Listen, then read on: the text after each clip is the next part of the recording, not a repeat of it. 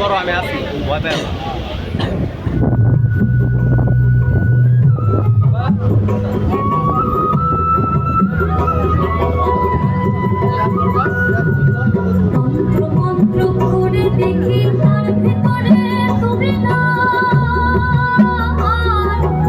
সুধী ভক্ত মণ্ডলী, নব উদয় সার্বজনীন পূজা কমিটির পক্ষ থেকে সকলকে জানাই শ্রী শ্রী শ্যামা পূজা ও দীপাবলির আন্তরিক প্রীতি ও শুভেচ্ছা।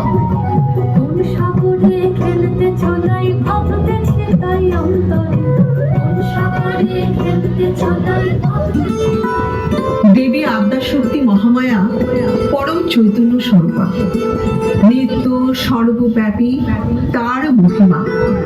তথাপি বিবিধ অসুর নাশে নব নব রূপে তার আবির্ভাব ঘটে বারংবার। কখনো তিনি মহিষাসুর মর্দন করেন মহালক্ষ্মী রূপে, কখনো বা মহা সরস্বতী রূপে শম্ভু নিশুম্ভকে বধ করেন, আবার কখনো মহাকালী রূপে জগতের সকল অশুভ শক্তিকে হ্রাস করেন। সুধী মণ্ডলী, 13তম বর্ষের নিবেদন, 3 পীঠস্থানের অন্যতম পীঠস্থান আদ্যাপীঠ। চলুন এই আদ্যাপীঠ সম্পর্কে জেনে নিন। বাংলাদেশের চট্টগ্রাম থেকে পশ্চিমবঙ্গের কলকাতায় কবিরাজি পড়তে আসেন অন্নদাচরণ ভট্টাচার্য, যিনি অন্নদা ঠাকুর নামে বহুল পরিচিত। তারপর একদিন তার দেখা হলো জগৎগুরু শ্রীরামকৃষ্ণ পরমহংসদেবের সাথে। জয় মা, জয় মা। তোর তো কবিরাজির ব্যবসা হবে না রে বাবু। জয় মা। কেন ঠাকুর, কেন? কি এমন হলো যে আমার কবিরাজি বিদ্যা অর্জনটাই তুচ্ছ হয়ে গেল? ওরে ওরে অন্নদান, তোর হাত ধরে যে মা আদ্যাশক্তি প্রতিষ্ঠিত হয়। জয় মা, জয় মা। তারপর ঠাকুর রামকৃষ্ণদেবের নির্দেশে অন্নদা ঠাকুর ইডেন গার্ডেন্সে ঝিলে ডুব দিয়ে এক 18 ইঞ্চি মায়ের কোষ্ঠী পাথর মূর্তি খুঁজে পান। তারপর রামনবমী রাতে অন্নদা ঠাকুর স্বপ্নাদেশ পান। অন্নদা, কাল যে বিজয়া দশমী, তুমি আমাকে গঙ্গায় বিসর্জন দিও। মা গো, মা, কি এমন ভুল করলাম যে তুমি চলে যেতে চাইছো? মা, মা, মা গো। না না, তা নয়। আমি শুধু শাস্ত্রবিহিত মতে পুজো পেতে চাই না। মা খেয়ে নাও, মা পড়ে নাও, এমন সহজ সরল ভাষায় যে ভক্ত নিজের দৈনন্দিন ব্যবহার্য বস্তু আমাকে নিবেদন করবে, সেটাই হবে আমার আসল পুজো।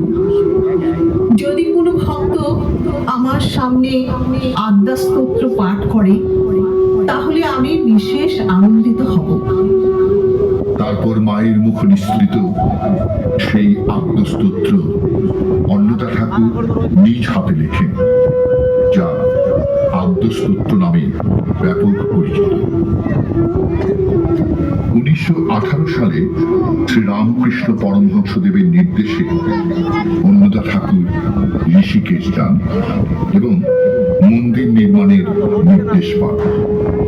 রামকৃষ্ণ পরমহংসদেব বলেছিলেন, সৃষ্টির পর পৃথিবীর বুকে এমন মন্দির সৃষ্টি হতে চলেছে যেখানে ঈশ্বরের প্রকট আবির্ভাব ঘটবে। তার মাহাত্ম্য এতটাই হবে যে মন্দির স্পর্শ করলে ভক্তদের উদ্ধার মিলবে। এটি কোনো শক্তিপীঠ নয়, এ এক আদ্যামায়ের মন্দির। 12 বছরের মধ্যে মন্দির নির্মাণ না হওয়ায় সাধারণ মানুষের মন্দিরে প্রবেশ অসাধ্য থেকে যায়। তাই নাট মন্দির থেকে মায়ের দর্শন করতে হয়। এই আদ্যামাকে 3 ভাবে দেখতে পাই। শীর্ষে রাধা কৃষ্ণ, যেখানে প্রেমের প্রতীক। তারপর আদ্যামা, যা জ্ঞান ও শক্তির প্রতীক।